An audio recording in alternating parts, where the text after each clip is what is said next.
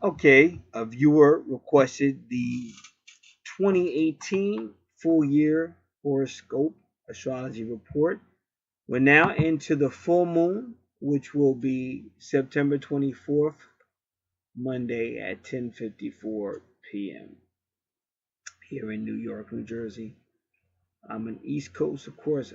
New York, I should say, but I'm East Coast. I'm in New Jersey, but close, not far from New York. All right, so now let's talk about that Taurus, which is her sun sign. So right away, it's all about her, and you can't get past it. Still looking at love. Love at 29 degrees. Now I'm gonna tell you about love because I'm talking about Juno.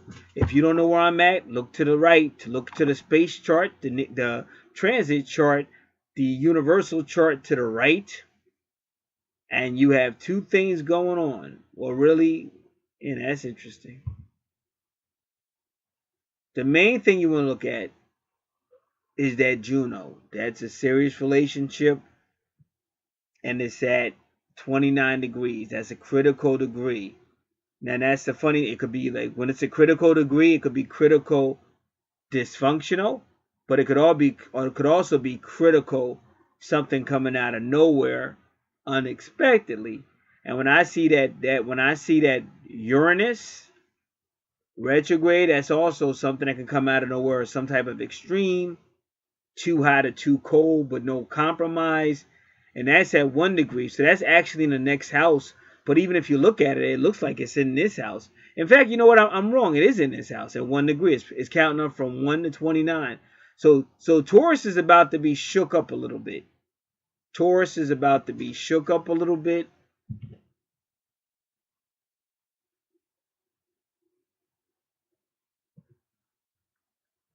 And that's the first house in the universe, which is the personality.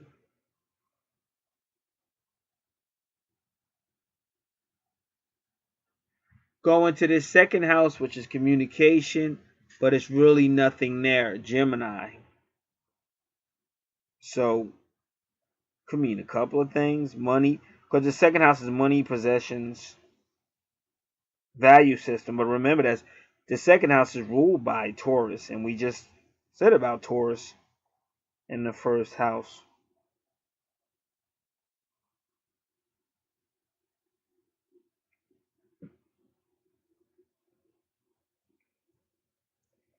So, could have something to do with younger people, or even a little bit of immaturity there, or some type of shortness or short travel. Because Gemini represents the brotherhood, but again, in your second house, that's your money. So the person may be directing the money to some type of brotherhood, some type of new situation, young in age, young in length, how long it's been around.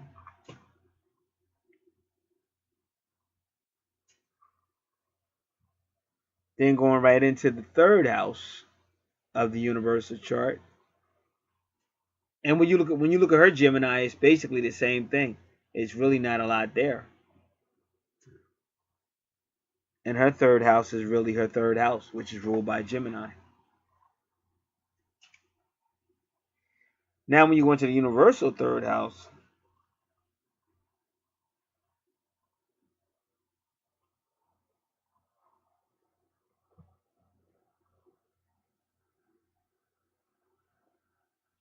you have the family there, but it's not just family. It could be mama, imom coeli. It could be teenage and adult education, land and property or real estate, family and ancestors, vehicle or transportation, and the heart.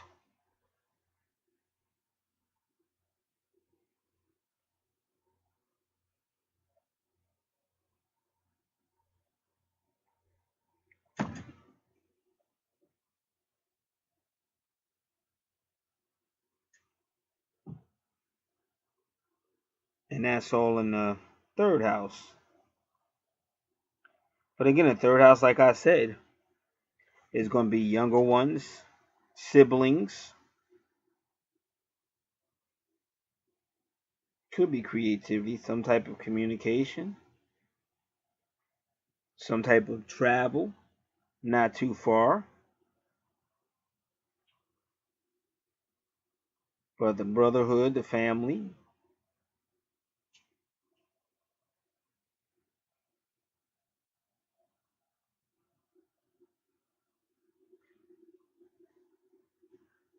So that's all going on in the universal third house. But then you have to follow her family. So whatever I just said in that third house may be going on in regard to her family as well.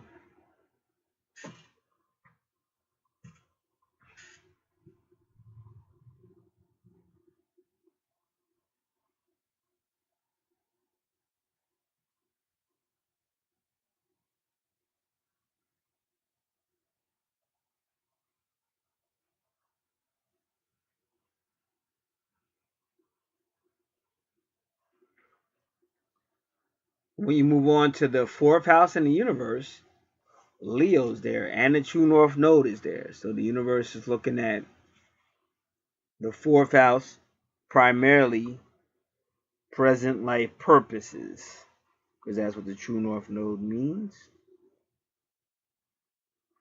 Looking at Leo, so once again, it can be children. It just seems like right now the universe is going to be really looking at children, younger ones, young ones, and teenagers, but maybe even people with maybe say immature ways about themselves. But it's actually looking at Leo, which is the leader, fun,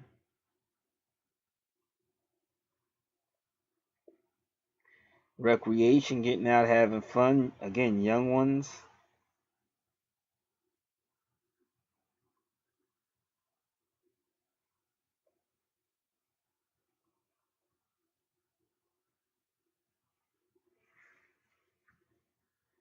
So, might be a fun time, even an educational time for family. But we are just really, well, right now we are.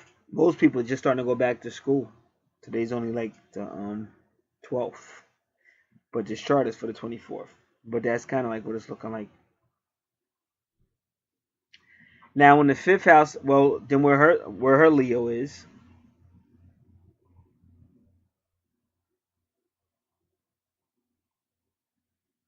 see even her Juno. See her Juno was in Taurus as well. So it's definitely going to be some type of Juno represents serious relationships. So it's definitely going to be some type of situations around that. And you got to understand, like I try to teach people how to think abstract because people just want to, oh, just tell me what's going to happen. And it just doesn't work that way. Like it really doesn't because anything could happen. Just like if you, I'll never sleep with that person ever again. Then you end up sleeping with the person again.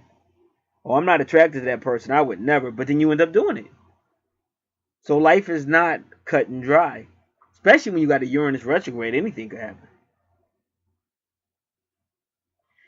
Uranus retrograde means predict the expect the unexpected.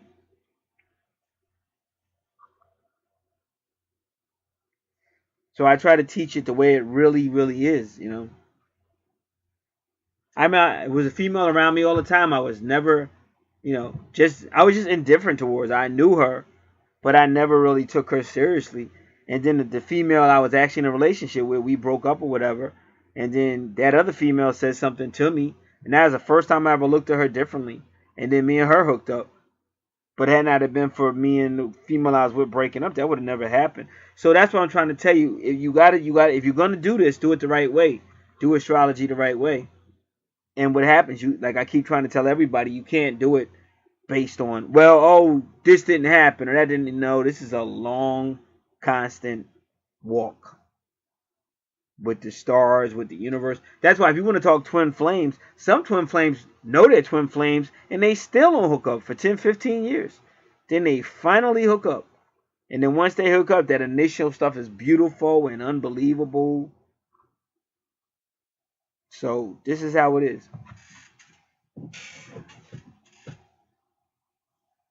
So with Leo, the fifth house has Virgo, which is all about home, but it's also about service. This could even have to do with like homeland, home security, and definitely could deal with the military as well, even military leaders. And whenever you see Pallas, Pallas helps you see patterns, but Pallas also deals with social issues. So it might even be a lot of social issues. And again, Virgo in the fifth house could definitely be dealing with children. So that's gonna be a theme in the universe as well. But also health and healing, home, small animals. Because like I said, for the week of 9/15 or so, we're gonna have small animals here coming all the way from down south.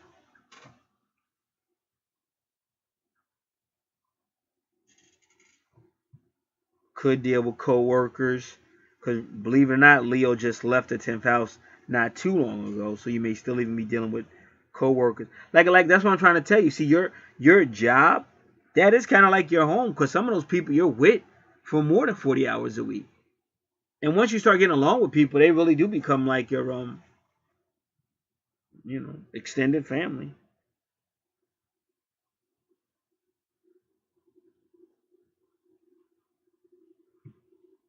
So that's the vibration going on so far.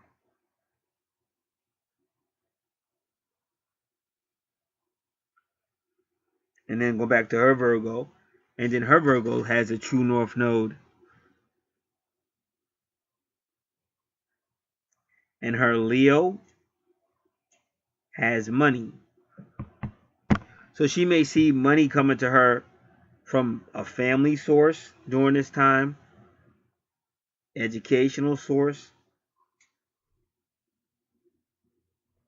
some type of ancestral source, even because the fourth house deals with health as well as vehicle. It may be some type of money coming back. I don't want to say rebate, but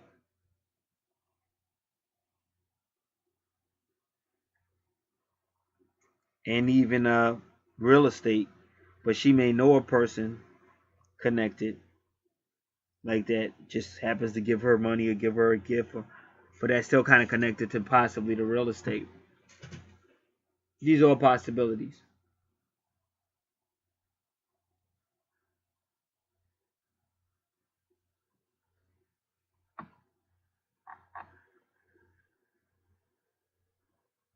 So now in the sixth house, Libra with the vertex and the nurturer Aquarius and a good communication. So once again, and the sun is now in Libra at that time. So the sun will have left Virgo and now in Libra. And now the universe is looking at relationships, the home, business, partnerships, agreements, the legal law, what's fair, and social issues again. And there's great communication going on, a lot of nurturing, and there's going to be some type of fated events with the vertex. Fated events, significant connections, significant meetings, significant breakups. Could be soulmate situations or twin soul situations.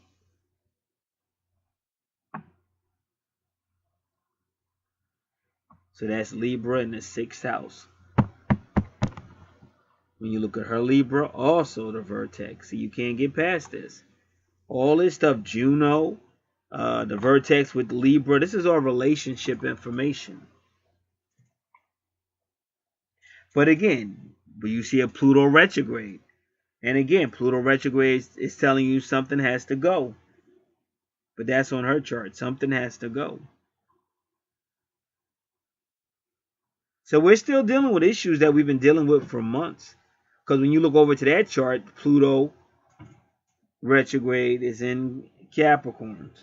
So we're still dealing with some type of career or money source as well as reputation.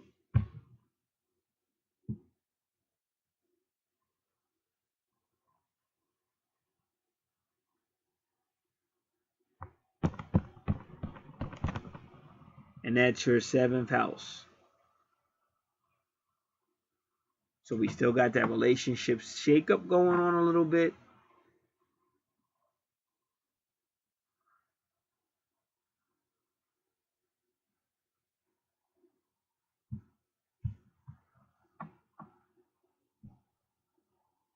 And the 7th house has Scorpio, Juno, Venus. So there's going to be a lot of love. But both. Now I'm at the space chart on the right in the 7th house. Both Jupiter and Venus deal with relationships, romance.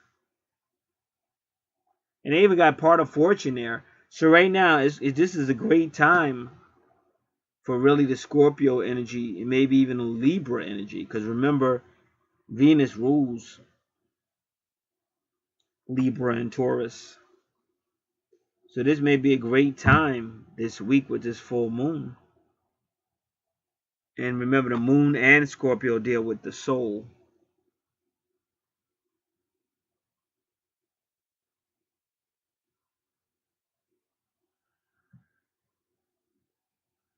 So a lot of intensity in these relationships. A lot of secrets, mysteries.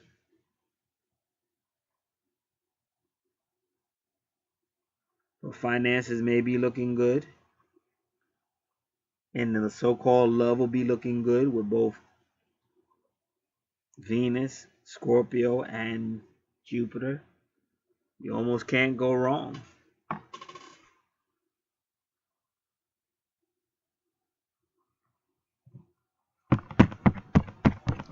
So let's check out your 7th house, which I think we already did. Again, you have Libra. So definitely going to be soulmate stuff going on. And there you have it again. You have the Scorpio, I believe that's the 8th house. And you got Uranus there, meaning anything could happen. This is literally anything that can happen. Now, I've been talking about these to two gentlemen. It could be somebody else, but it may not be. It could be either one of those. But really, anything's up for grabs in this.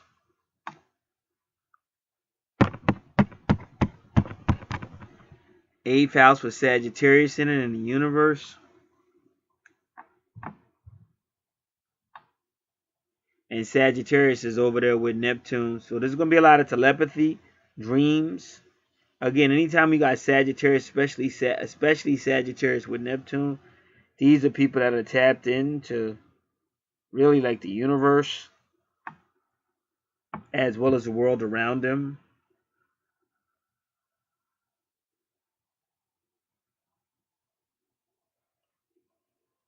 Sagittarius could be a teacher or some type of philosopher or a religion.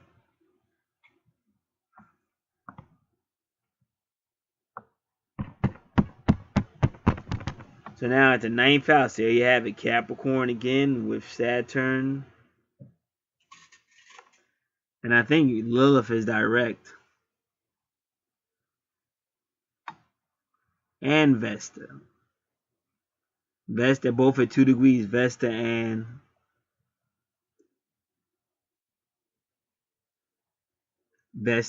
Saturn.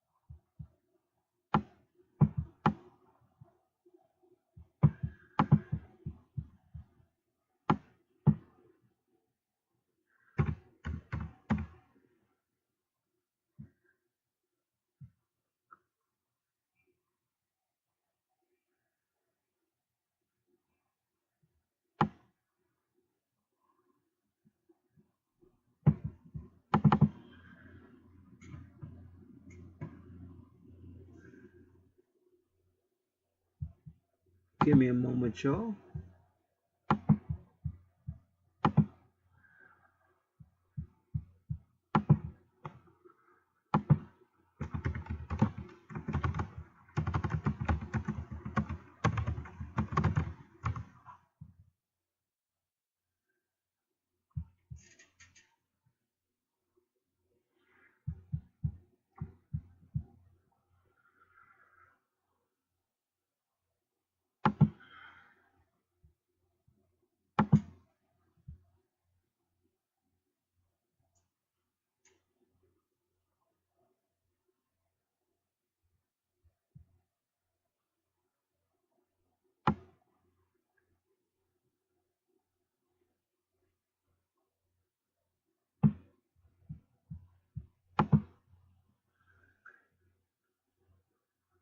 All right. I have what I was looking for. Just give me a moment.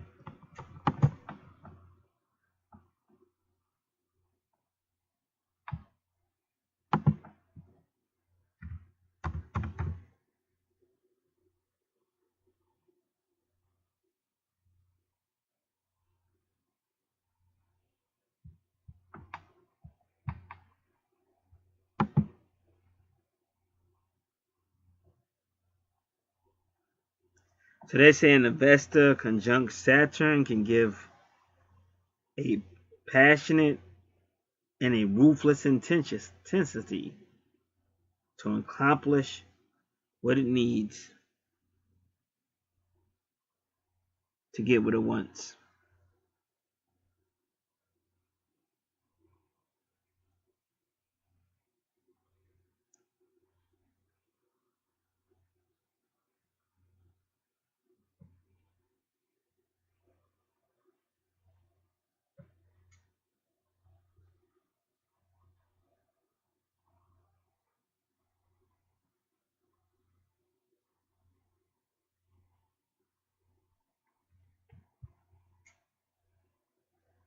All right.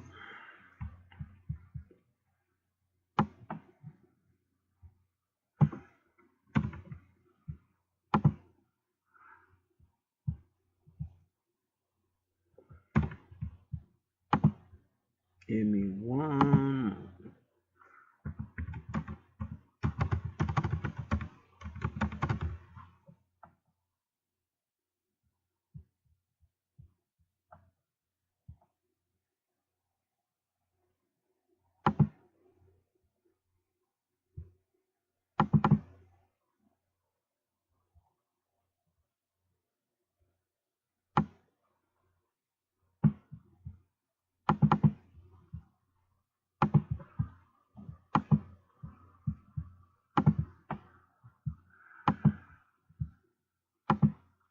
So again, this is, even though this is in the 9th house, this is still career because of Capricorn. Capricorn rules the 10th house of career, and it's also reputation.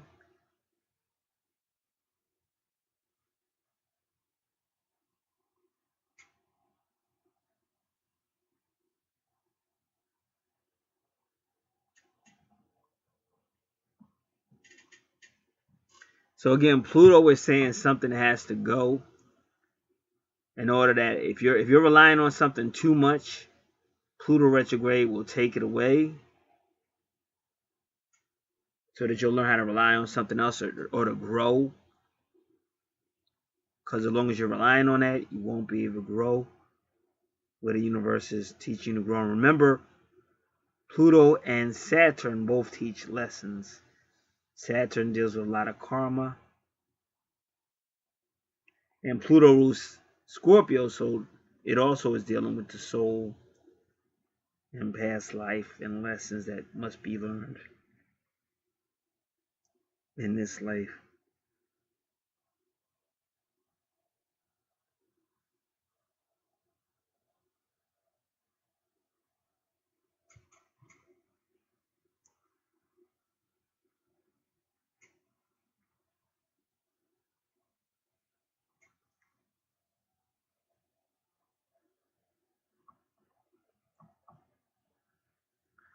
All right, but for me, whenever I see Vesta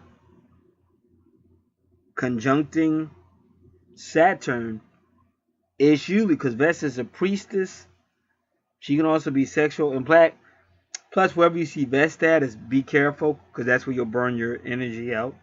If you don't know how to, if you don't take breaks in the house where Vesta is, you can actually burn yourself out or cause health problems. And I think Saturn deals with the bones and stuff like that. Uh, but Vesta also opposes abuse. Because sometimes Saturn, especially Saturn retrograde, but sometimes Saturn can be too. Just got to get done and got to get done now. And sometimes Vesta will oppose Saturn. Well, even though it's conjuncted, it's still kind of like fighting against it. Especially when it's a female. feminine energy going up against masculine energy, and Saturn is usually masculine energy. So there's two different ways to look at that. This could be a person that's so career minded or worried about their reputation so much that they can become ruthless,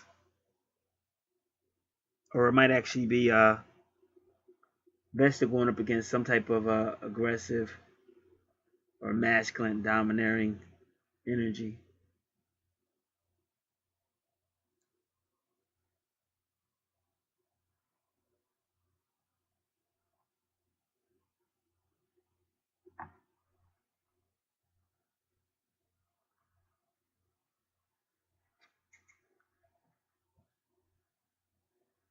And Lilith is actually going into the 10th house, but because Capricorn rules the 10th house and Saturn rules Capricorn, this 9th and 10th house are really pretty much going to be the same, the energy. And that's why Lilith is at 0 degrees. But you just have to be careful with Lilith in the 10th house, because it could mean scandal, especially if that was a Lilith retrograde.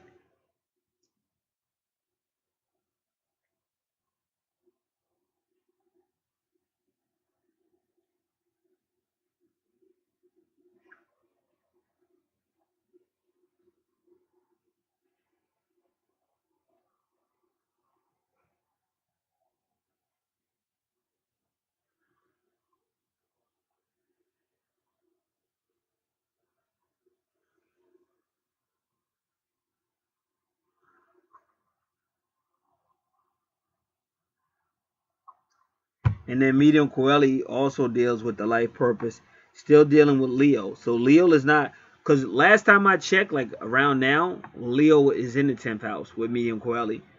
But now this is like a week or two later, because this will be 9/24. But they're still dealing with medium Coeli, which is part of the true North Node, believe it or not, life purpose. So it's still going to affect Leo a little bit, and Leo opposes Aquarius. So now they're dealing with Aquarius in the 10th house. So that's any type of science, any type of community, any type of education that deals with the people, the community.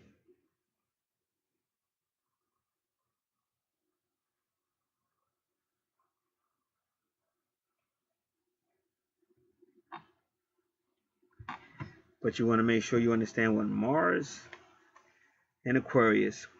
And we can look at her Capricorn too, but see, her Capricorn is also medium Coeli. So again, this is career, whether it's a personal job, it might be a person that we're in a relationship with that gives us money, whatever that is. So that's what it's kind of coming for, as already explained in this video.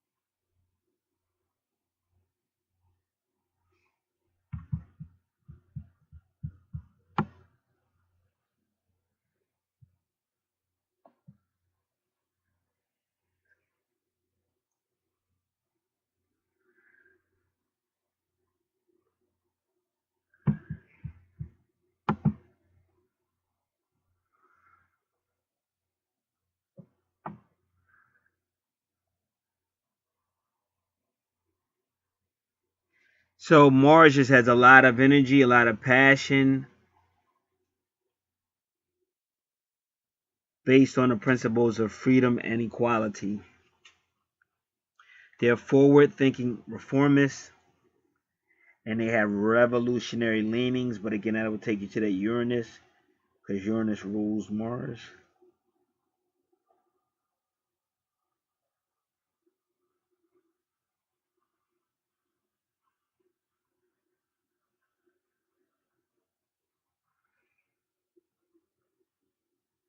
So they work to replace antiquated or oppressive social, political, or economic systems with more liberally enlightened models.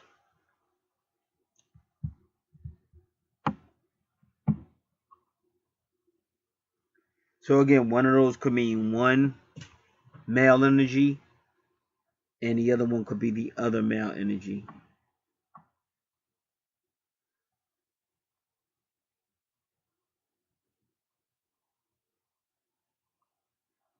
Now, this person could also be involved with cutting edge technology and inventions, or development and promotion of such. But Mars and Aquarius people are always at the forefront of the latest advances. And they tend to do things their own sweet way rather than follow traditional methods.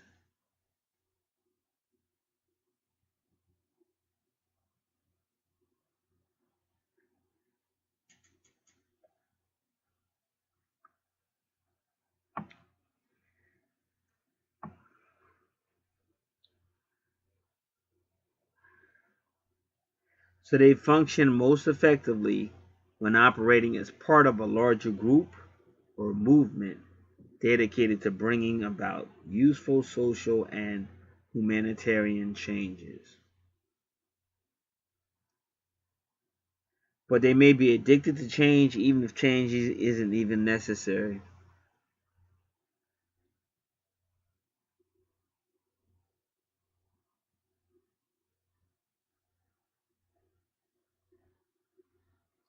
So, sexually speaking, they have an out with the old, in with a new approach, but that could lead to an emotionally detached, coldly experimental love life and intractable commitment phobia.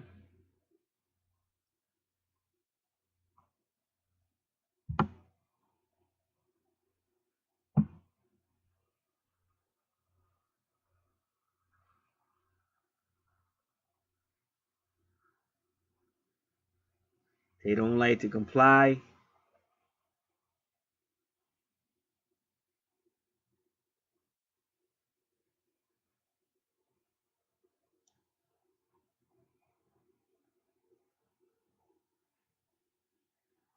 They can become angry if somebody tries to force them to comply.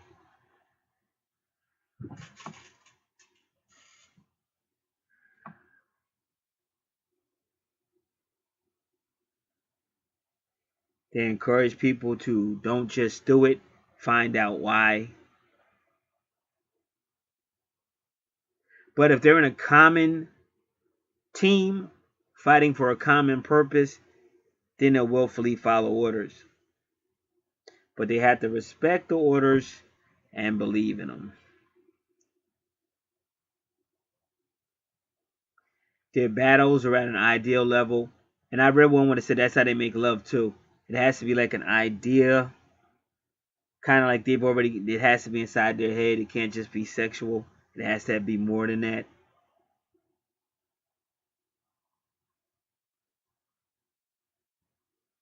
But intellectually, they can be highly manipulative,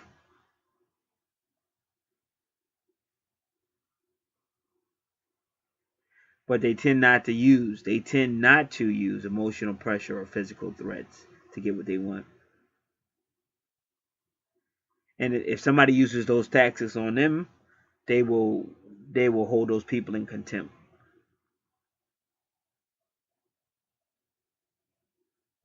The more somebody tries to control them, the more inflexible and unyielding they become.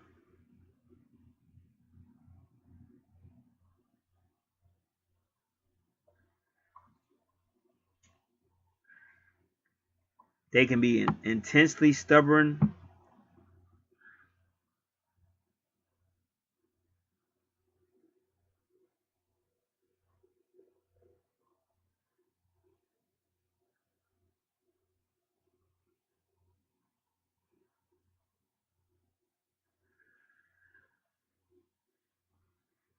People with Mars in Aquarius are sexually attracted to those with Venus in Aquarius, Venus in Gemini, Venus in Libra, or Venus in Leo.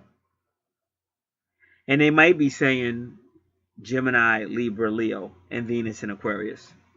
I wasn't sure how to read that.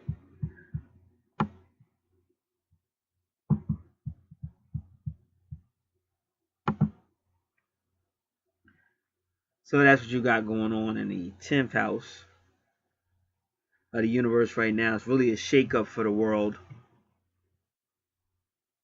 And that shakeup for the world may include the use of Mars warfare or Mars tactics. Now, Neptune retrograde is the escapist,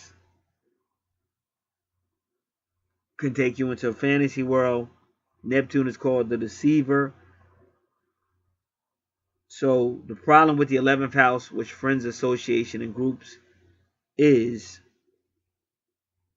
it might be a lot of escapist mentality or idealism. So they have to be able to balance that out with reality, what's really going on. Now on her chart, her Aquarius has the moon, and that's the 11th house.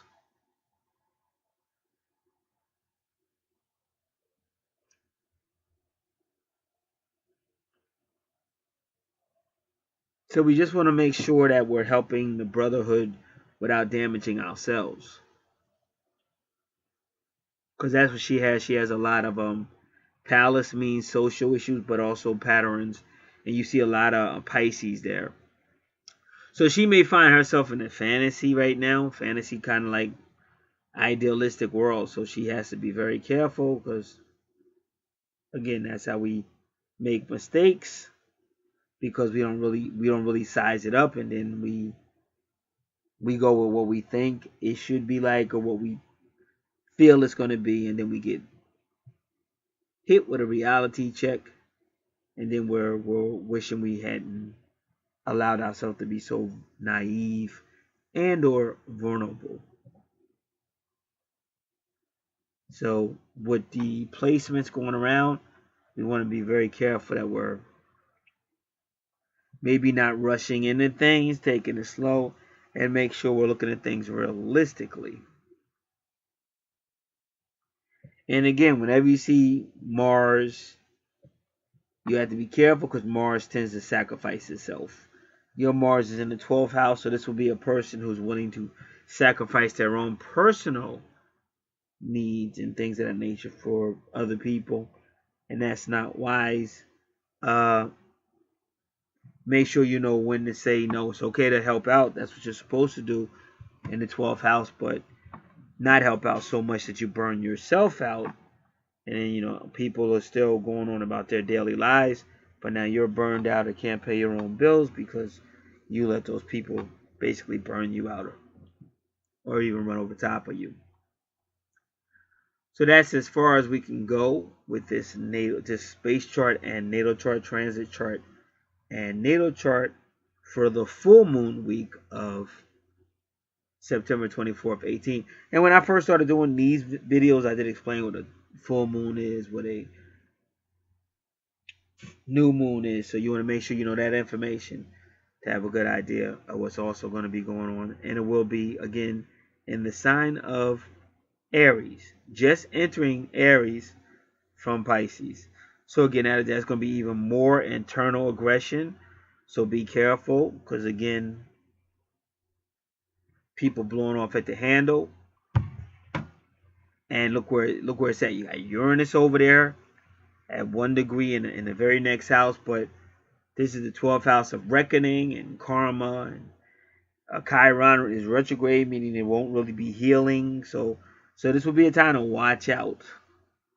Watch out. And the 12th house does deal with people, but it also deals with police stations, courtrooms, hospitals, crazy houses. Still deals with the occult, the hidden, police, even prostitutions in the 12th house, alcohol. A lot of stuff that's in the 8th house repeats itself in the 12th house. But it's all about things that are hidden coming out, especially with that full moon. So, like I said, be careful. Somebody might have a secret crush on you, and all of a sudden it comes out, or they try harder to get your attention.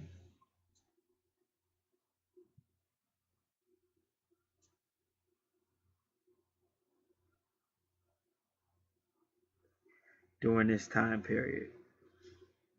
All right, so that will conclude this reading. Again, remember this from Archangel Revelations and Prophecy 444. A lot of sales going on, a lot of things going on. Make sure you keep it up. Like I said, the newsletter for September just came out, so people have that. It's $12 for the newsletter. If you subscribe to our new location, you get the newsletter for free, because that's like $12 for the newsletter. Be $8 to subscribe, so that would be your full $20 to subscribe. Try to keep up. I told you, even when I wrote that newsletter, I told you, Mother Nature is going to start making herself known. I said that as soon as I started that newsletter, and sure enough, look at what's going on with all these hurricanes and all kind of stuff going on. This is a very pivotal time in astrology, but also history, planet Earth history as well. This is not a time to be out of the know. This is not a time to be using people that don't really know what they're talking about. This is a time to be preparing yourself so you'll be ready. Like I said, if you really understood how the universe worked, when you're one with your chart, your natal chart, you're one with the universe, Mother Universe. You really don't have nothing to worry about. Like, the ancients knew that. That's one of the reasons why it took so long for the cavalry to overthrow the Native Americans at that time, because they were at one with the universe, and the universe kept protecting them. So no matter how many times the cavalry tried to poison them and kill them, the universe would find a way to heal them. Everything I'm telling you is true stories. So that's why you really got to go back to what you should have never left. Wasn't fully your fault, but it has to be real astrology and not just astrology talking about where's my twin, why isn't my twin, and just asking about love, but not asking about your purpose here and things like that. Because when you do that, you cut yourself off from the source, and you're going to pay for that. That's why I keep telling you about karma. God bless.